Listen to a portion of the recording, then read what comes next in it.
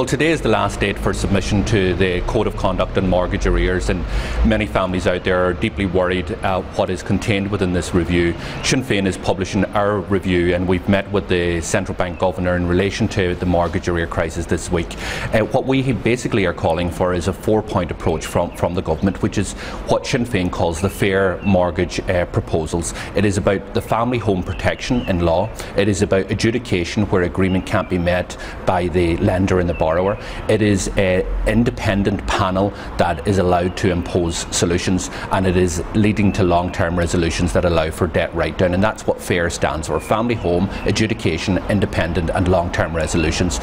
In our review to the Code of Conduct and Mortgage Arrears, what we've set out very clearly is that we believe that banks should not allow or force customers to come off tracker mortgages, as is one of the proposals contained within this review. We believe that the 12-month moratorium on repossession of homes should continue and not the 1 month as proposed within the review. We believe that non-cooperation and a reasonable time frame, which is central to the Code of Conduct, needs to be defined, because it's not right that it's up to the banks to decide when a person is cooperating or non-cooperating and what is a reasonable time frame.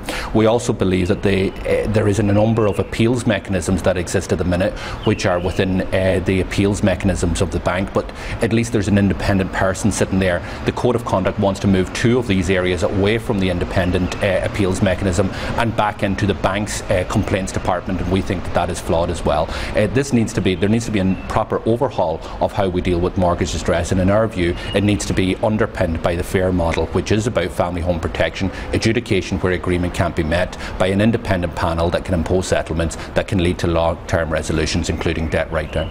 FLAC this morning said there should be legislation in this area, basically in a breakdown step by step, steps that the bank needs to take in order to deal with people in arrears. Do you think that such legislation is required?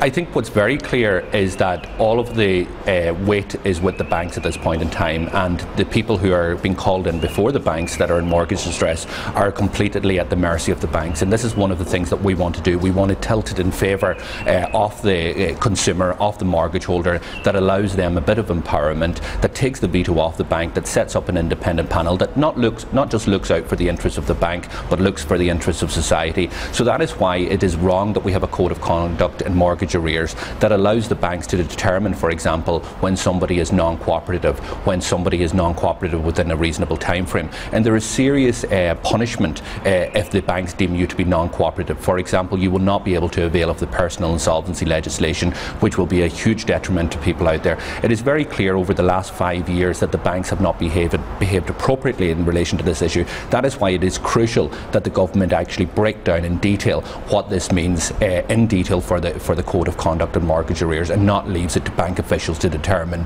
what is reasonable time frame, what is cooperating, and what is the type of solutions that they want to present. MABs are hitting out at the plans by the government and central bank on the split level mortgages, saying they won't work because the demographic, those mainly in arrears, is between 41 and 65. Are the plans going wrong? Well, it's very clear that there is no clear defined plan in relation to split level mortgages. There is a number of different suggestions. If you were to look at the Keane report, for example, it believes that the portion of the mortgage that is parked will continue to accrue interest, and that you would be forced to sell your home at the end of the mortgage process. Some banks are actually operating a different system at the minute where interest does not accrue on that portion, but nobody is clear as to what happens to the parked amount at the end of it. And this is again where clarity needs to be given to the consumer. It is our belief that at the end of the process, after a restructuring of your mortgage, and if you have a portion that is parked at the end of it that has not been paid after the 20 or 25 years, that needs to be written off. Any other solution, I think, is just intergenerational mortgages. It is about forcing somebody to pay for a home which they will never own in their lifetime, and it is unfair, particularly when we see huge developers that have gone into NAMA. They've seen massive debt write-downs. They're still living very high lifestyles. They're not subject to the type of minimum income guidelines that the government will be announcing in the next couple of days. So there's very clearly one rule for the big developers in society and another rule for people who took out mortgages by the encouragement of the government, regulators and the banks, and indeed in some cases the media, which were,